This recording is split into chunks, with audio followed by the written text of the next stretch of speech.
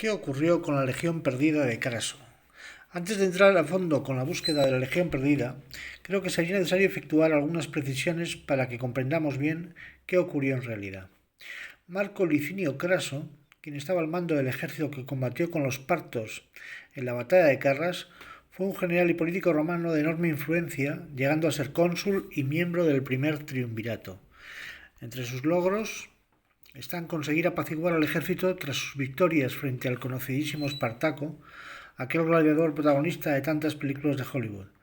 Pues bien, tras varios logros militares, Craso decide combatir a los partos sin un motivo aparente y sobre todo menospreciando las fuerzas partas, así como su experiencia en combate y en especial con su punto fuerte, su destreza en el uso del caballo y la posibilidad incluso de disparar flechas desde el caballo en contra del sentido de la marcha de este. Una proeza que muy pocos eran capaces de hacer, pero que el ejército parto ensayaba desde la más tierna infancia. A pesar del inconveniente de emprender una campaña en Oriente Medio y de acusar al pueblo parto, que por el momento no daba motivos para su castigo, Craso se pone en marcha con más de 30.000 hombres aproximadamente camino al encuentro del ejército parto, comandado por el general Surena. No se sabe con exactitud el número de guerreros de uno y otro bando, pero podemos dar por válido que el ejército romano contaba entre 7 y 11 legiones, según los autores, lo que nos arroja un número de entre 28.000 y 34.000 legionarios, ya que las legiones no estaban al completo y a su vez el ejército parto contaría con aproximadamente unos 10.000. El baile de cifras es absolutamente normal en este tipo de análisis, ya que nos llegan por fuentes distintas, aunque siempre de fuentes romanas. A la vista de las fuerzas con las que contaban uno y otro, me asalta una cuestión. ¿Cómo es posible que con esa diferencia de efectivos Craso perdiera la batalla?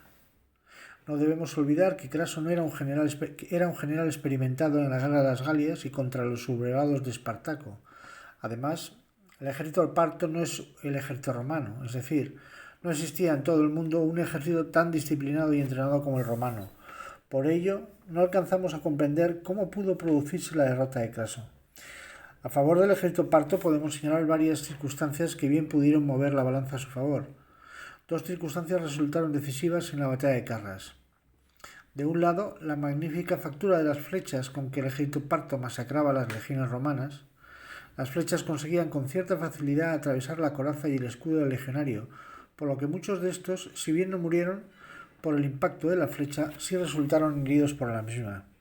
Por otro lado, la maestría del pueblo parto cabalgando, que le permitía incluso utilizar su arco mirando hacia atrás, cabalgando en sentido contrario a la marcha del caballo, pudieron ser decisivas a la hora de la victoria. No debemos tampoco olvidar que los partos conocían el terreno y, sobre todo, sabían de quién podían fiarse y de quién no. Lo digo porque parte de la derrota romana se produjo también por confiarse de quienes se declaraban amigos de Roma cuando en realidad no lo eran. Sea como fuere, la batalla de Carras produjo no solo la muerte de 20.000 legionarios, incluido la del propio Craso, sino también la captura de otros 10.000, cuyo destino es aún un enigma. ¿Qué fue de la Legión Perdida de Carras? De la Legión Perdida en Carras. El primer texto que hace referencia a los hombres capturados por el ejército de Parto es de Plutarco, quien sostiene que a los legionarios capturados se les obligó a viajar hasta Seleucia del Tigris, ciudad cercana a la capital parta, y allí participaron en una especie de show sobre la victoria sobre las huestes de Craso, una costumbre bastante habitual por aquellos tiempos. Hay que tener en cuenta de que Plutarco muchas veces habla de testimonios de terceras personas y tiene algún problema con el latín, ya que era de origen griego, y por ello sus relatos, cuando se trata de hechos históricos, hay que ponerlos en cuarentena, pero es posible que su testimonio sea real y fueran enviados a Seleucia. Tras este testimonio de Plutarco existe un segundo apunte dejado por Plinio el Viejo, en el que mantiene que los legionarios y estos prisioneros fueron llevados a Alejandría, lo que puede ser bastante cierto dada la costumbre de los pueblos de la zona de hacer recorrer a sus prisioneros distancias kilométricas enormes para subyugarlos e impedir su huida. Hasta aquí llegan los testimonios históricos relatados por los contemporáneos, sin que posteriormente existan documentos o escritos que hagan referencia a los legionarios capturados. No obstante, hacia mediados del siglo pasado, el profesor norteamericano Homer Dubs halló en las fuentes históricas chinas indicios de que al menos un grupo de estos romanos vivieron aún nuevas aventuras en Asia Central. Pues bien, según cuentan las crónicas de la dinastía Han, en el año 36 a.C., un ejército chino, liderado por el general Gan Zhenshu, emprendió una campaña militar contra los Xiongnu. Este pueblo nómada estaba establecido en la región del río Talas, en Asia Central, no lejos de la frontera con el Imperio Parto. Durante el ataque a la capital Xiongnu, las fuerzas chinas observaron la presencia de un extraño contingente de más de 100 soldados de infantería que defendían una de las puertas de la ciudad dispuestos en una formación semejante a las escamas de pez.